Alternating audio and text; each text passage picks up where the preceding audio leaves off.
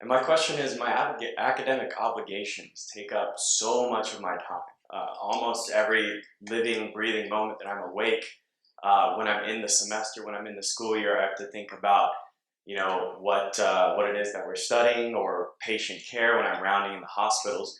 So my question is how, and I feel like it, to an extent, it's limited my spiritual progress because I can't spend time thinking or watching lecture videos. So how can I find a way to balance my professional academic obligations with spiritual progress, and trying to uh, become better at managing that?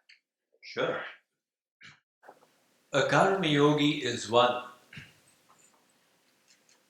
who does the duties in the service of God, whether it is studies or it is medical practice or anything else. You do it all in the service of God. So, as somebody said, no work is secular. All work is devotion and worship. In other words, you can make every activity of yours as an aspect of your devotion, as an offering to God. Right? It's not that you need to stop everything and worship God. That is why Saint Kabir said, Jaha chala chalu karu parikrama, jo jo karu so seva. Jab so karu dandavat, janu deva na duja. Whenever I walk, I think I am circumambulating the Lord.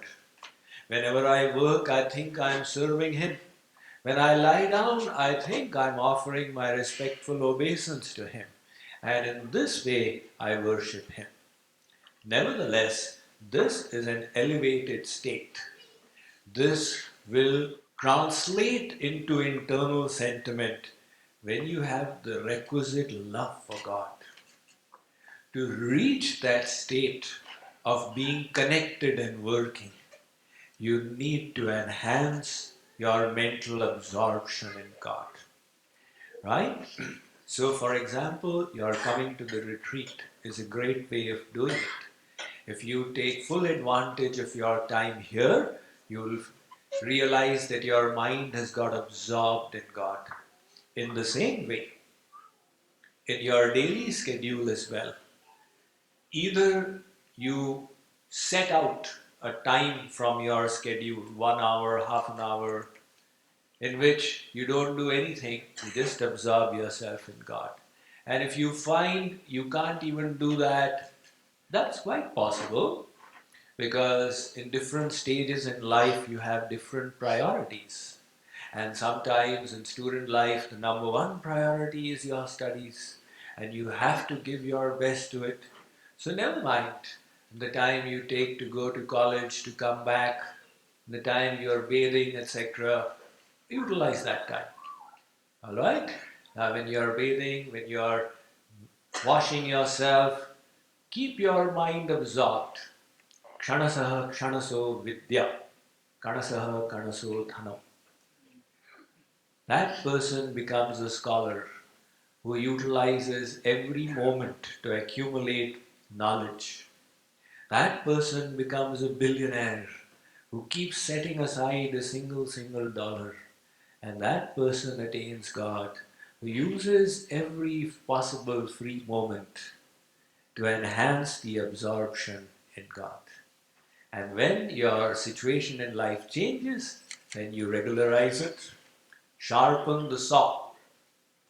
If you are cutting wood and you've got no time to sharpen the saw, then your efficiency reduces.